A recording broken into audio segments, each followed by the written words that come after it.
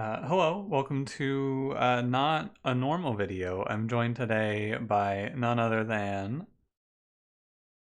Uh, uh, You can just be Cranberry if you want. Cranberry, that's easier. I don't Yeah, wanna that's think of a easier. producer. That's fine. That's fine. I Came in unprepared. I'm yeah, sorry. gave you the lead in, but then I figured I'd bail you out there. We're gonna tier list the champions. I mentioned this in an episode like 2 days ago of Normal Monster Train. I'm gonna run through and give basic thoughts on all the champions. And I figured I'd bring Cranberry because we always do our analysis stuff together. It's just nice to have an actual human to talk to as well when you're saying these things, right? Yeah. Instead of just shouting them into the aether. Imagine spending 300 episodes of a series shouting into the aether while playing video games. That'd be really weird, wouldn't it? Very strange. Who would do that? You want to just get right to it here? Yeah, yeah, So, I'm very excited. let me get the. Actually, I said that, and then let me get the few things I need to say out of the way. Cranberry's not going to have this recorded, but he is going to give me a screenshot of his tier list at the end, which will be in the description. I'll have that for you, and then there was something else I And was going and to make say. make sure you vote on which tier list you like more. Yeah, probably If you Cranberries. if you no, if you like Voyix's more, subscribe to the channel. If Yep. you like mine more, like the video. There you go. Now it's a game. Or do both. No, only one. Only one. If you Only one. don't, You can't do both. if you don't like my tier list, unsubscribe right now. And then I guess that means if you dislike my tier list, you have to dislike the video. This isn't looking good for the analytics all of a sudden. What do they do if they comment? That's just I don't even Yeah. know. You make your own tier list that you like more than both. Yeah, that's the other thing I wanted to say. That's right. There will be a link as well in the description to the tier maker thing that we're using. This was not made by me. Someone else made this. Cranberry found it, and yeah, I'm ready. Are you? I'm ready, and then I'm also ready to immediately afterwards rank every single card. Oh God, that's like maybe. I was working on making that. That was one of our secret projects too, was trying to like make an actual list of all of the cards, and then Yep. giving them not even giving them a ranking, but just like kind of talking about the available like rankings of the archetypes Yeah. and how they synergize with like cross clan cards. I will rank every card in Monster Train as a milestone goal. Ooh, I that's a good idea. maybe maybe a subscriber goal. Maybe that can be the 3,000 subscriber thing. We'll talk about it. You want to get We, to it? you and me, or like Yeah, you and your subscribers. talk about it with the subscribers and then also with you. Okay. They can leave comments on this video saying how they Okay, feel. we're wasting too much Yeah, time. yeah, yeah, Let's yeah. get right into this. So, Hornbreaker Prince. What are you feeling? I'm feeling I'm feeling like Hornbreaker Prince is a very solid A tier. For me, I put him at the B tier. Okay. I mean, I guess our definitions of like these matter too. But for me, like Hornbreaker Prince, it's like it's a matter of like how reliably he can carry a run, Yeah. and there's some minor reliability issues in my opinion, right? Because he doesn't work very well with some of the clan combinations. Like him with melting, what does he do? Like not a whole lot. Him and Uh Umbra, what does he do? Like I don't know. so I did have a run where I went, what if I had Hornbreaker Prince and Exile Melting, and I went, what if I took Brawler and Reform Prince? Uh it wasn't great, but it was fun. Mm. I think I agree with you actually. I think that what's gonna end up happening if I put Brawl or if I put Prince in the A tier is this is just gonna be a tier list with every champion but Rector in A and S. So I'm down to put him in B tier as well, actually. That's that's a little mean. Yeah, well, Um, we'll talk. I'll be angry when we get to Rector. but yeah, it's easy to be like, oh, yo, like he's an S tier character because like, oh, if you get him in Awoken and you get Wrathful Prince and Spikes, he can carry the whole run on his own, which is correct. He Hmm. has the capacity to do that, but you have to like if you're ranking them like across all clan combinations, then like how that Prince maybe more so than I would say he's like in like the lower half of like flexibility I when it comes agree. to Yeah, yeah. the champions. I think you're correct. I think that Reaper Prince, especially the big thing that I'm gonna say here, I think that pre Friends and Foes, Prince would be an A tier champion, but with the addition of Pushback Talos, Prince got a little worse because Reaper Prince is a little Um, worse. yeah, And That's fair. I don't know. I think that for me, I'm just gonna kind of put these in a tier and then justify them however I want.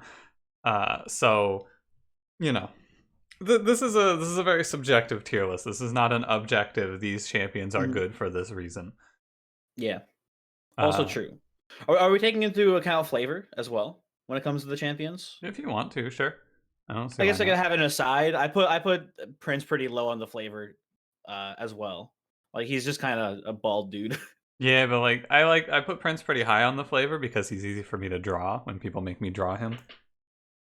He is Oh, definitely that's fair. That is fair. He's a very simple man. like drawability. He's definitely the easiest, and the worst is probably Little Fade. Little Uh, Fade, I feel like it's not that. I mean, like clothing. If you have trouble drawing clothing, I guess. But like, of course, I have trouble drawing clothing. okay, that's fair. All right, Sentient. What about? Are we not doing Exiled Hellhorn first? Oh, you want to do it that way? I was thinking Oh, doing. we can do this way. Sorry, I gotta Uh, rearrange my guys now. I Hold on. organized default and then exiled because that's how they are in my mind. Okay. No, that's fair. That's fine. That's fine. Sentient, solid A tier, maybe S tier.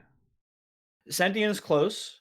And when we talk about flexibility, I think Sentient is like hands down maybe the most flexible of the champions, Mm-hmm. especially with the rework to cultivating. Um, Yeah. but I feel like she like unlike Hellhorn Prince, she kind of not never carries, but oftentimes does not end up actually carrying the run for you. That is true. However, you know, it's really easy to find a good unit to put behind her, I think. Yeah, You don't yeah, need a whole that's lot true. because a lot of times in these runs you end up with like 30 to 40 regen, and if you're sitting there for 30 rounds against Seraph, all of a sudden like almost any unit is enough damage to Mhm. complement it. Yeah, And I cultivating just wins, I'm finding more and more lately. If you get mhm. Animus of Will, cultivating just wins you the run. Yeah, it's I think the thing about the Sentient is that she more reliably than anyone else gives you just a tank. Mm-hmm. Like she like all three of her trees are tanks. They all So get hit. yeah, like that's good. That's a cool thing that you like. This gives you a tank no matter what, and as long as you build around that, you should hopefully win. Yeah, rejuvenating is also just a win condition as a champion. Like that is Mhm. if you stack a bunch, it's kills heavies, potentially kills backlines, and when you're killing heavies and backlines, you're stacking so much regen that you're going to win if you put basically any unit behind her. Yeah. I do think that since the cultivating change happened, Spikes has become worthless as a sentient path, which is really interesting because there was a very long period of time where I thought Spikes was the best by far. I'm still not convinced that it's worthless, but I have to, still got to play more with it I, just to it's fully see. But like, it's definitely worse. It's like it got a lot worse with maybe not exactly with Seraph the Patient, but like it just feels like even the Sentient in general just feels bad against Seraph the Patient because it's really hard to prevent that huge amount of damage Seraph the Patient does to your front line. yeah, cultivating can Um, usually just take the hit. I've found though. Yeah, but like spikes, the issue is that if you're using spikes as your backline plan, it has to take like 4 hits Hmm. during those melee weakness turns, which is usually not gonna work. Yeah, not good. Uh, what was I gonna say? I had one other thing about the sentient. It probably wasn't that important. I think that she's just. Oh, I was gonna say this. I think the Spikes path is basically the architect Penumbra of the sentient, which we'll talk about with Penumbra a little bit more. Mhm. Anything else you want to say about sentient, flavor wise? Decent. Flavor wise, yeah, like I don't know. Okay, big tree. Yeah, sure. Tethys. Tethys for me is hovering between B and C. Yeah, like Like especially with pushback Talos. You mentioned that yep. before with Mm-hmm. Hellorn Prince. Tethys like 10 times worse because Hellorn Prince at least has one tank route, sort of. Whereas Yeah. Tethys is like, hey, what if I only ever had 5 health forever? Tethys is like if you go against pushback Talos, if you don't have a way to cheese it, Tethys just dies. But Mhm. in recent days, I have found that Tethys is really strong because of Stygian clan just having good units. Mhm. which is not a Tethys thing. If we're ranking Tethys from a champion power level perspective, I think Tethys is a very solid C tier. However, like Conduit Tethys on its own is not good, but Conduit Tethys on a floor with two Sirens of the Sea is good. So it's kind of hard to rank Mhm. Tethys because she's very, very dependent on the rest of her I clan. think it's fair to evaluate a champion in the context of its own clan, right? Like Mhm. saying like, oh, your champion can enable the strategy of your clan. That's a plus for the champion. Yeah. I just find myself generally just not doing that though, Yeah. and instead just making my cards cheap and then just playing them all instead anyway. Well, what's going to end up happening if I'm evaluating these champions by the strength of the clan is I'm just going to throw like both of the Stygian characters in S tier and then everything else goes into like C. Well, you could say like you can evaluate Tethys based on how well it helps enable the clan, right? So like Yeah. in my opinion, Tethys does not do much for the Stygian game plan of play all your spells. It Conduit does other is things. It does a pretty good job of killing heavies with the frost branch. It has like sweep. Sweep's cool. Everyone loves sweep. yeah, who doesn't? So like it has pros, but like the big thing for me with Tethys is just that extremely low HP value in tandem with it being hard to defend Tethys without like another clan's assistance. And if you miss the card that helps defend Tethys, then you're often screwed.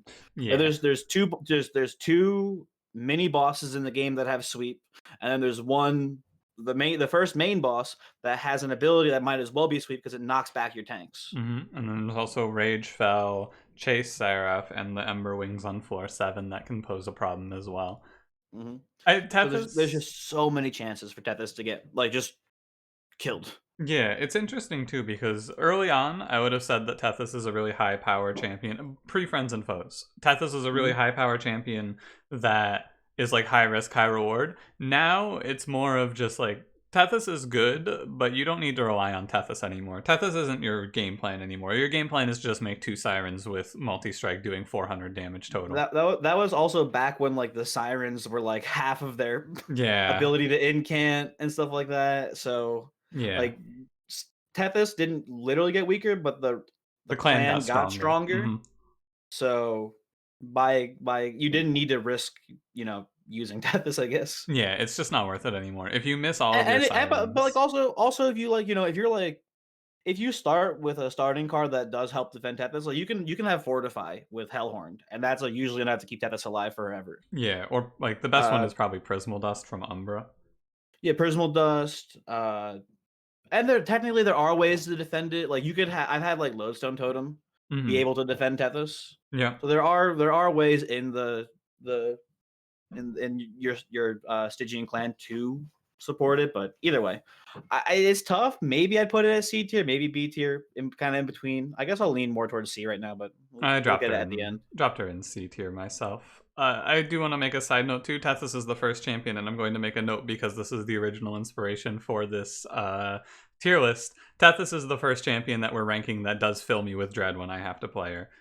Formerly, Yeah, spell weakness y- Tethys is a champion that you can die to Daedalus just because you drew wrong, and that is not something that I like. mm, also, maybe the weakest turn like first combat champion if you don't have frost. Yep.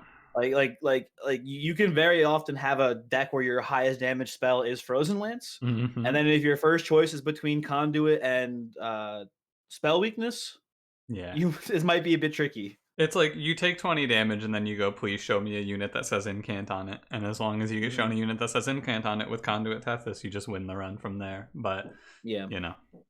All right. Penumbra? Penumbra. I think Penumbra is going to be where we make our first big differ. I wouldn't be shocked. I mean, you've traditionally have been a big fan of Penumbra. Yeah, I'm putting Penumbra high A tier in front of the Sentient. Mm, I think I put Penumbra at B tier. That's fair. I we were mentioned it before, but Architect is kind of a snoozer. Yeah, I mean, the good thing about Architect, though, is you just never have to play it. Yeah, that's true. Because the other two routes are Better. very much usable. Yeah. Yeah. Um, And especially after the buffs to him, I'm a even bigger advocate of going 2 glutton, 1 monstrous. Yeah, I've never had Uh, it work. I've had it work quite a few times, but also every time I try it, for some reason I magically find fossilized fang, Mm-hmm. which makes me wonder, like, because like every time I do it, I'm like, okay, I'm trying to do this. I need to look for fossilized fangs. Go for every single relic I find, and for some reason, like maybe I'm just very lucky whenever I go for it, but it makes me wonder how easy it is to find a specific relic if you're really, really like going out of your way to find one. Well, if Like you go depend to every trinket shop, you re-roll them all, you go over to all the treasure hoards, like. You can see about 10 relics if you do that, 10 to 12 relics. So it's not insane to find a specific relic. I think there's like 50 or 60 in the pool for your clans included. So it's not Mhm. too crazy. It's like a 1 in 6, I would say. If I were to take a rough estimate. I put Penumbra high A tier because I Trample Penumbra is just insane. It's really strong once you get past Daedalus. Even 50 health, 80 Mhm. damage just flattens a Yeah. lot of combats. Yeah, it's sort of like taking what's it called? Train prototype.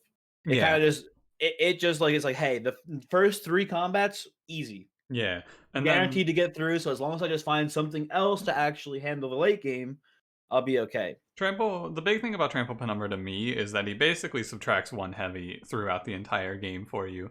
Not Mhm. quite, right? You miss the kill by like 5, 10, and 20 health or so, Mhm. but you come really close to just killing every single first heavy, and then it becomes a lot easier because I think that Umbra's biggest struggling point is double heavies. It Mhm. becomes Yeah, a lot easier 100%. if you They do also that. struggle a little bit with backline, Yeah, but like, unless you're counting Shadow Eater. I am not counting Shadow Eater to be honest with you. Mhm. Okay. But you know, with Trample Penumbra, you can usually like have Trample Penumbra kill the front heavy, have whatever Gorge unit you're farming kill the second heavy or the backline, and then like a Morsel Master kills the backline Mhm. for you. Yeah. Is what I have found. And My then my my big thing is that it always felt to me that full monstrous struggled a little bit in the late game. Like I that whole not being able to take out a heavy by itself during those double heavy waves is always terrifying to me.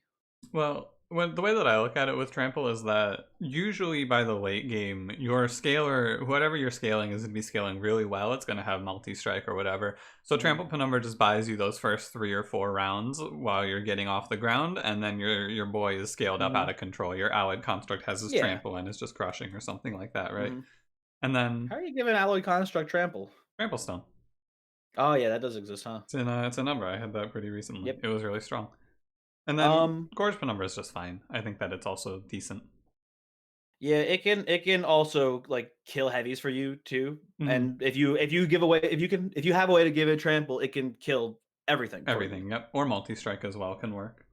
Important to note as well with monsters, you have to take at least one size upgrade. Yeah, that is worth mentioning. Uh, but like with Umbra in general, you're probably taking at least one no matter what. Or often at least, not every time, but. Yeah, it's like taking space isn't a big downside in Umbra because you get more space to play morsels, which is usually your game plan anyway. And the other big thing is that if you have a strong secondary clan like Stygian, Trample Penumbra is really strong in that clan where you can just take Trample Penumbra and forget about him while you play a better game plan on a different floor, and he still has a meaningful impact in that run too. Mhm. I'm a big Penumbra fan right now. Uh, Slightly less, but like not a huge difference there. yeah. All right. You ready? I'm probably a little bit higher on Rector than you are, if I had to I guess. am, you know, recently I had a run that made me very angry at Rector, so I'm going to just put Rector in the D tier. Oh my god. I hate him. I'm very mad at him right now. But like, and I understand why you dislike Rector. I'll just say it right now. He's only got one like definitely good path, and even then, sometimes that good path feels like you're playing the lottery. Okay, Cranberry. If you get really bad RNG in the start, Here's the question. Which path is the good path? I mean it's burnout. I, yeah. I Well, I had a run, as I mentioned this, I think in co-op as well. I had a run like 3 or 4 days ago, 3 burnout cards, and I didn't draw a single burnout extender in 2 straight combats, and then I took almost my entire health bar. I'm pretty mhm. sure the run went on to be fine, but I was still very mad while it was happening. Yeah, and I mean, you saw our last co-op episode. Like, we took Dark Calling Rector, and we just did not use Yeah, Rector, and we were fine. we just threw him away. So, yeah, like he did nothing. I think that Rector's only redeeming quality is Rector plus a sweep unit in Awoken or Stygian is very strong.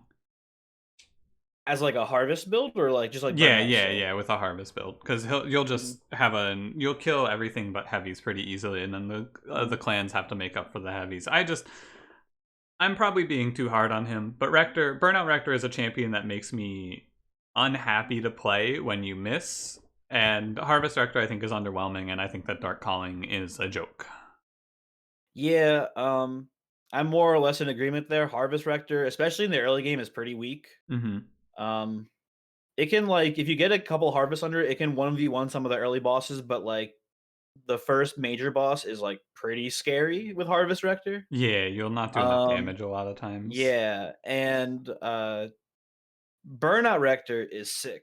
When we thought like I feel like Burnout Rector is the guy that Penumbra tells you not to worry about.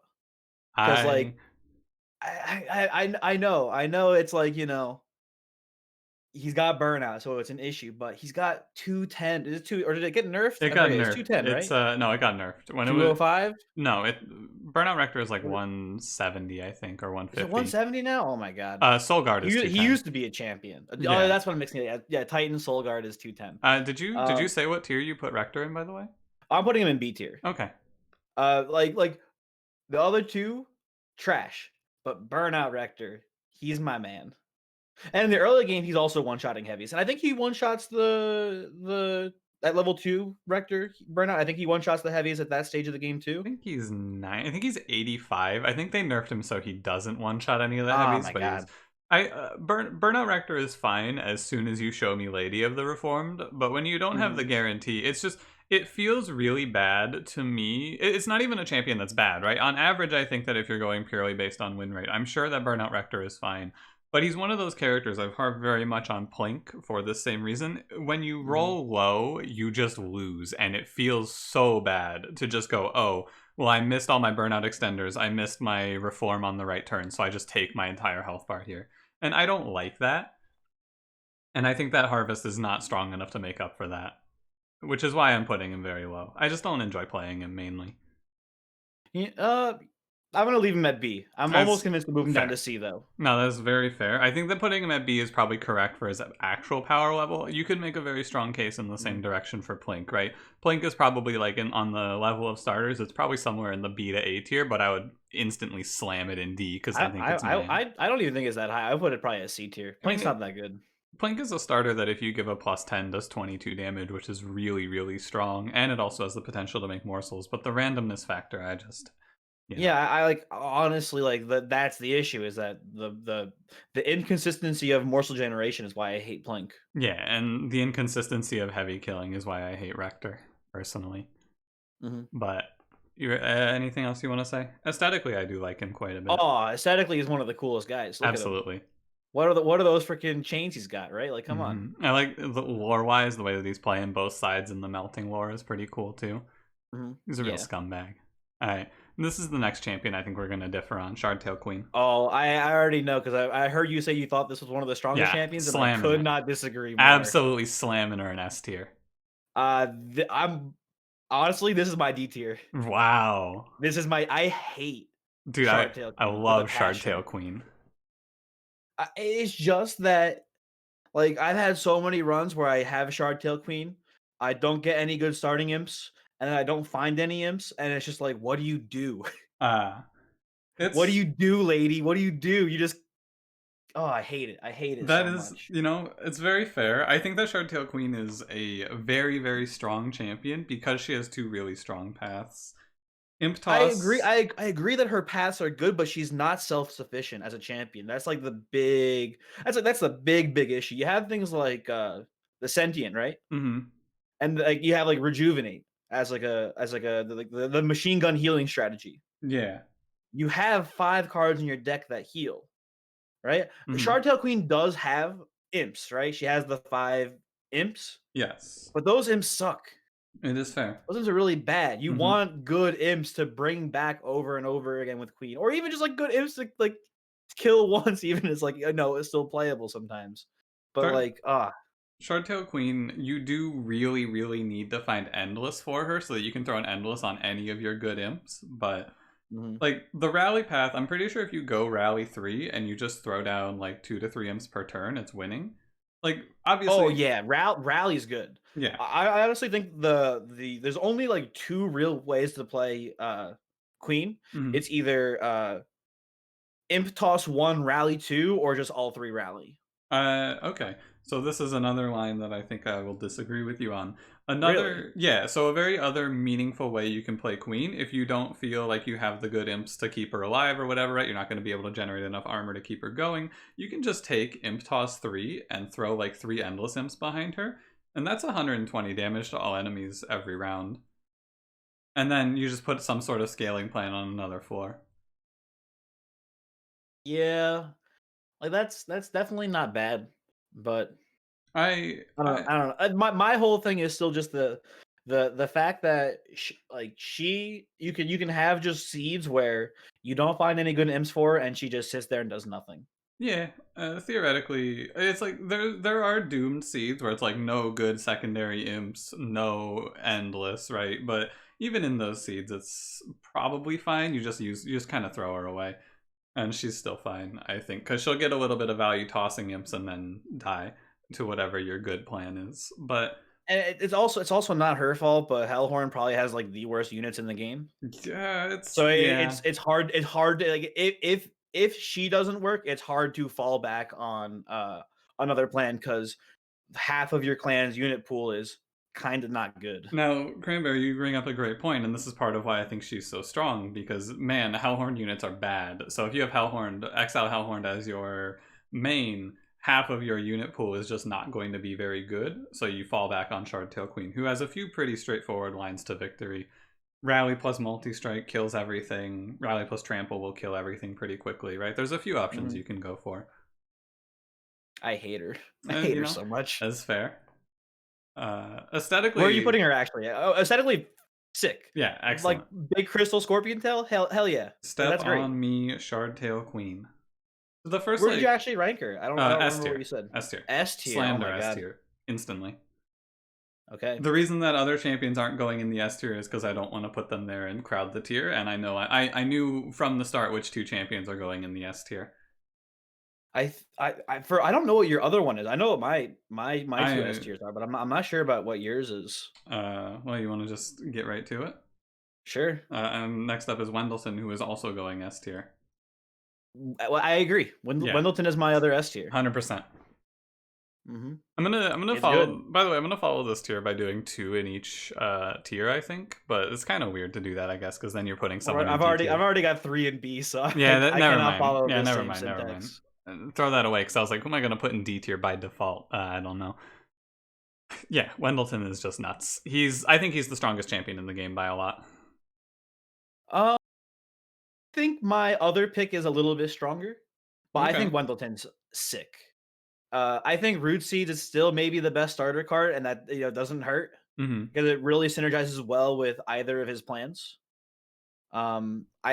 He's just good. Yeah, I mean, Strangler just wins you the game. That Strangler is a Yeah. champ. Strangler is the champion path that just answers double heavies and backline, which is so Mhm. it's two of 3 questions answered in one. All you have to do is find survivability and you win the Or game. dip into Predator, Yeah. like, and then you kill all the backline, and in Awoken, it's pretty easy to sustain Wendleton through the damage the heavies deal. Yeah.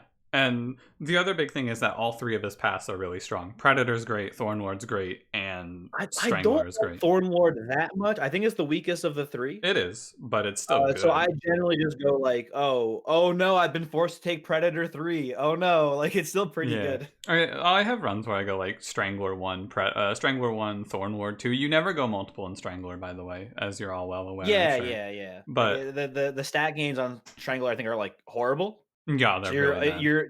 you're basically always better off dipping and then going the other 2 and whatever the other one you see is. Yeah.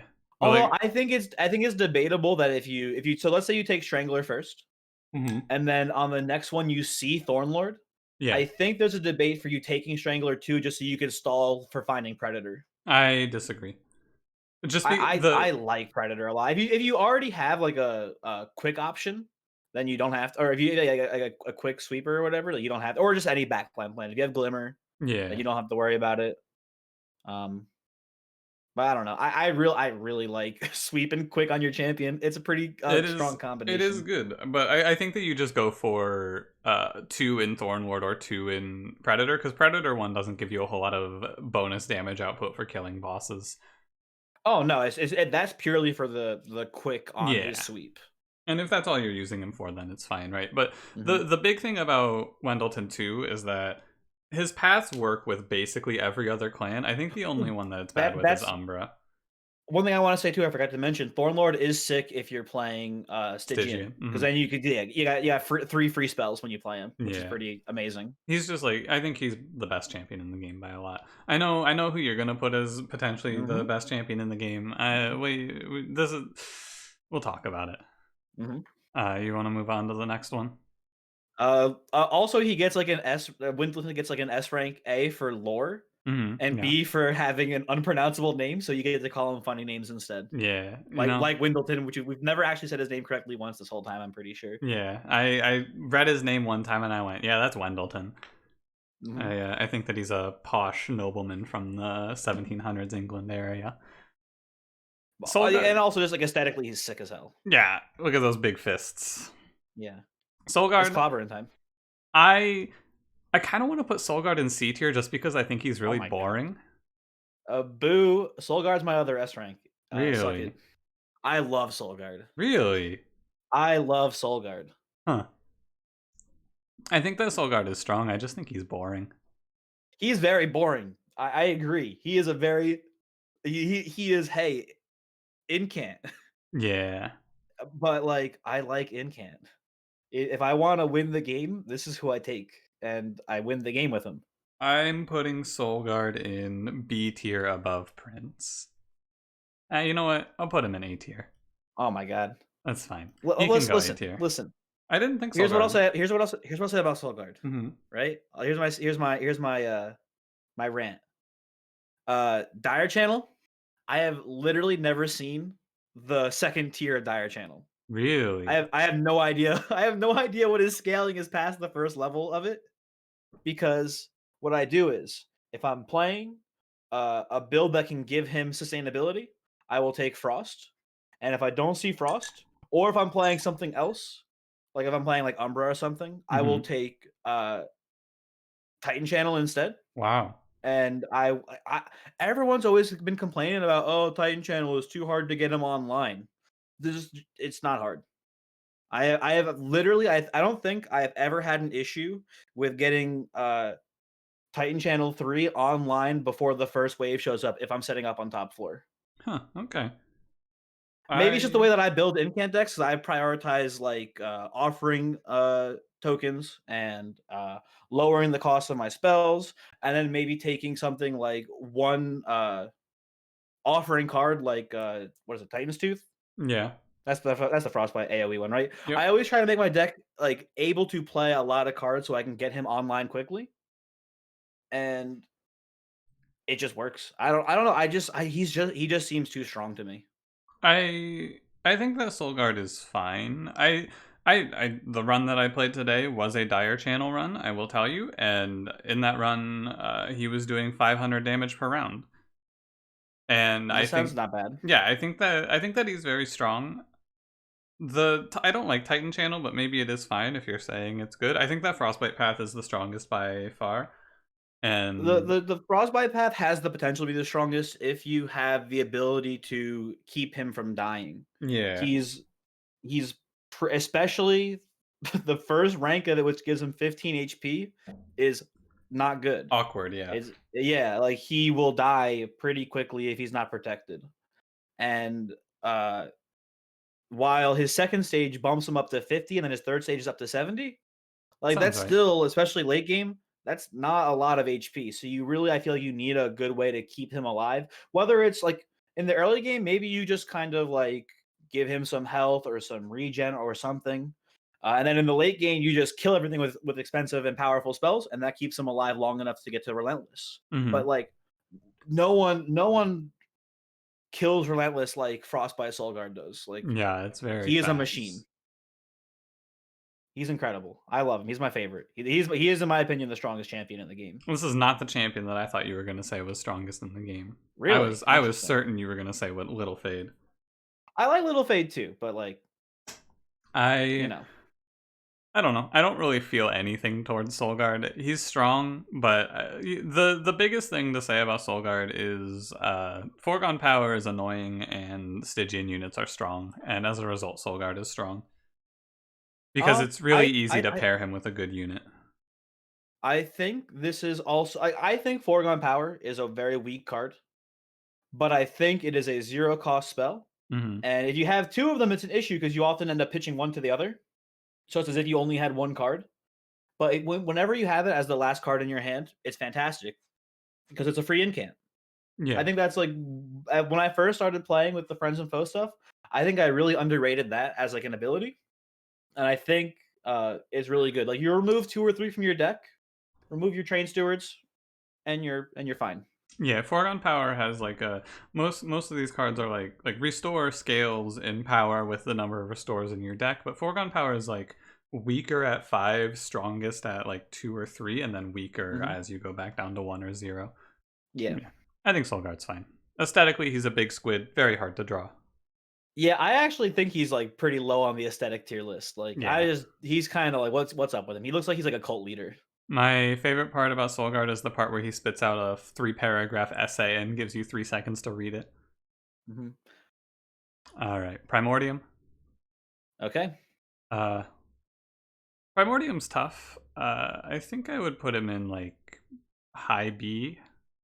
High B. I was actually going to go like low B, maybe even C tier.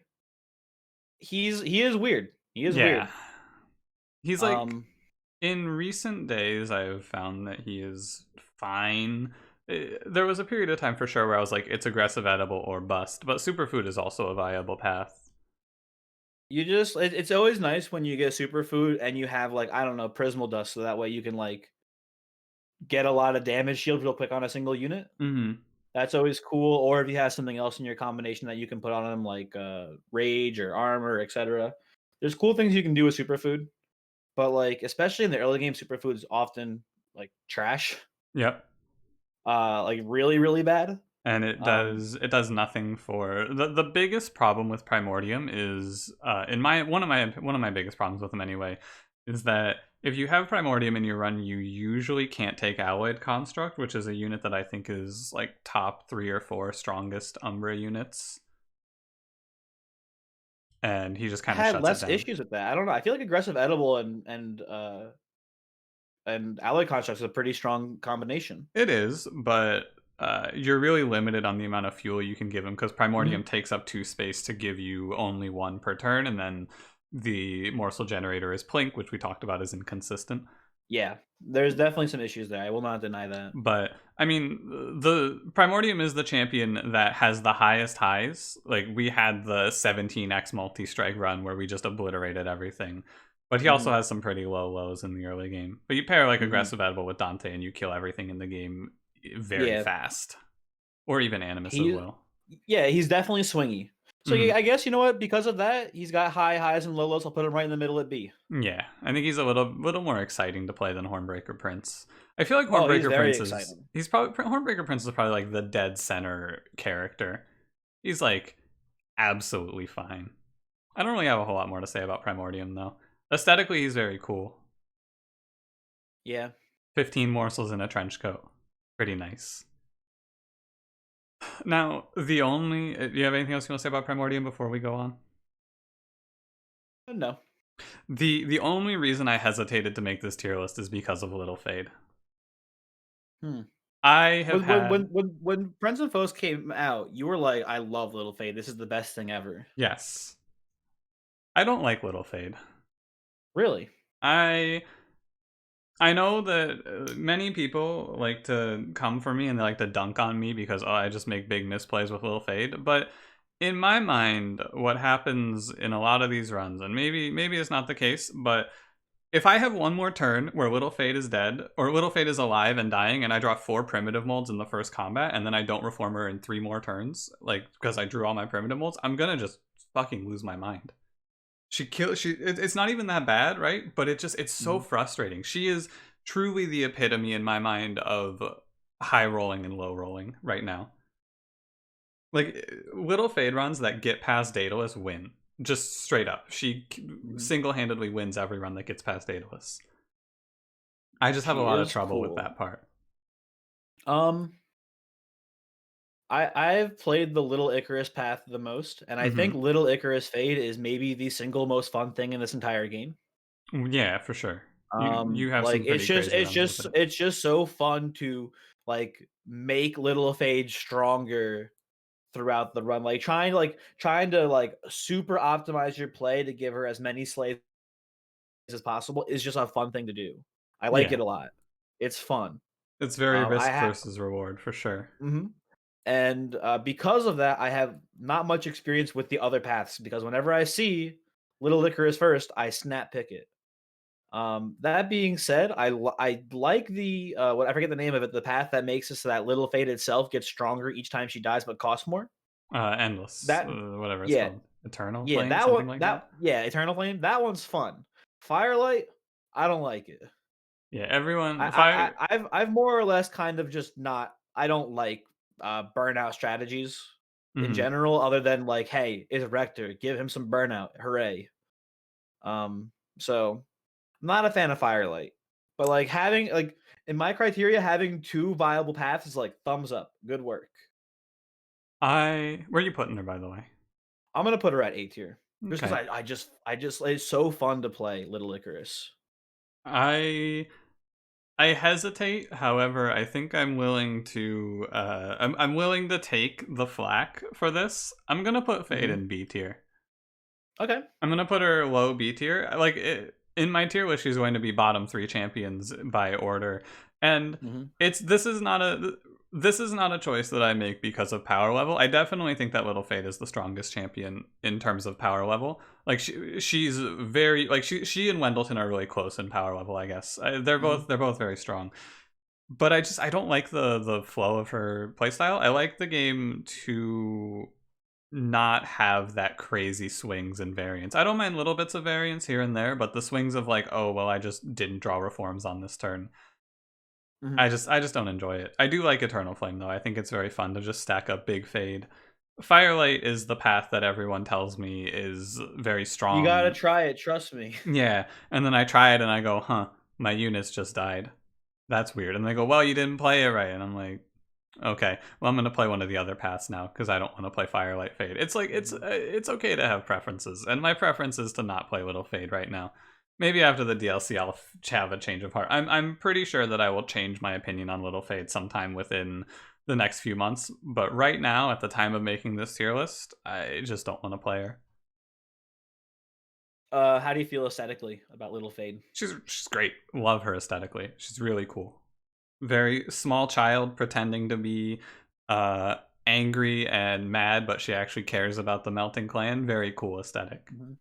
Very cool. Nice knife What's the too. thing she say about shinies? What's the line? Oi, got any of them shinies laying around? It's a good one. That is a good one. All right. That's the tier list. I'm kind of surprised with where I ended up. I part of me is just kind of like putting champions in lower tiers. Like I don't think that Tethys is so bad, but when it comes to ranking the champions, you got to make someone's got to be worse than someone else, right? You got to make the hard choices. No one's got to be worse than Shardtail Queen. I am pretty surprised that you put Shardtail Queen bottom tier and I put her top tier. I Dude, fucking hate Shardtail Queen. I like her a lot. I went through the same sort of curve. At the beginning I really hated her, and now I like her a lot. I think you'll come around. I refuse. I think you should try playing Titan Channel Soul Guard a bit more. Yeah, maybe. I'm telling you, like it's not hard to get because the way it ramps up is weird. It goes from 4 shards up to 10, and then from there to 14, and then it like doubles the base stats. Yeah. So like that I like the leap from 1 to 2 is can be rough, But from 2 to 3, it's like, hey, be careful who you make fun of in high school or whatever, right? It's Yeah. like it's one of those things. Like it's a huge power level increase. The main reason that I don't like playing Titan Channel is because after 15 incants, there's just no reason to be incanting anymore. Well, unless you have a siren behind him, then Yeah, but if you could just have a siren and a different soul guard, that still gets value, is my opinion of it. But I actually had a run the other day. It was a Tethys run, but it mhm. was double Sirens of the Sea with incant multi strike. Yeah. Going into Seraph, I'm like, this is gonna be the easiest game in the world. Hmm. Seraph the Patient came in and just freaking destroyed me Yeah, I've had a because few of like I those. didn't have enough time to ramp him up. Yeah, I've had a few runs like that too recently where it's like, oh hey, this is gonna be really good, and then Seraph like lose space top four, Seraph's on mid four, enemy kills me on bottom four, and I go, huh. And I guess I just lose now. He's Yeah, locked and me you know out of what? playing the game. I think that's something that I didn't realize until that run. Uh, or Stygian, their tanks need time to scale, and if Yeah. you have against Seraph the Patient specifically, or maybe even Temperant too, because like they have some waves coming at you pretty hot and heavy. Hmm. Like if you like, you need to like prepare, Yeah, you gotta be ready and for you sure. need to have a unit with high HP initially as like one of your tanks, Yeah, or you so need that way to you can actually have some breathing room to scale up. yeah, or you need to be like super confident in your ability to scale. Hmm. One final note, I remembered the one other thing I wanted to say about Primordium. Superfood, don't pick it into Sap Seraph ever in your life. That's It it hilarious. it transfers all the sap and you just lose. I don't know why I've never thought of that, but that is that I've is horrible. I've never had it happen to me, but I asked on stream one time. I was like, "If do you just lose if you pick this into Sap Seraph?" And someone was like, "Yeah, it just transfers the sap and you die." All right, that's Beautiful it. thing. That's the end. I'll have a link to the tier maker that I'm using here. I'll let you make your own tier list. You can hop in the Discord and post them if you want, and I will tell you why you're wrong. I'll tell you why I agree with you probably. I will just tell you why I disagree, and then I'll ban you for wrong opinion. Oh my god. It's a little bit much, but you never know. Anyway, anything else you want to say, Cranberry, before I end the episode? Or the Thank thing? thank you for watching. Ah, yes, true. That's it. Yeah, there'll be a link in the description if you want to go follow Cranberry on Twitch. He's probably not streaming when this goes up, if I were to take a guess. But Almost definitely not. It'd almost be pretty definitely weird, I not. think. But you can Um, still go follow him and then catch him when he does go live. And yeah, I'll also have a link to his oh, you tier know what? list. I have a better idea. Hmm. What if I just sent you a picture of my tier list right now, and then you just showed it real quick on your recording? That sounds difficult because I'd have to change Okay, that. okay. That's a good idea, but I would have had to have been ready for that. I'll just put a link in Yeah. the. I'll put like a screenshot in the description for Cranberry's tier list, and also my tier list will have a description screenshot. And yeah, thank you for watching, and have a good one. Goodbye.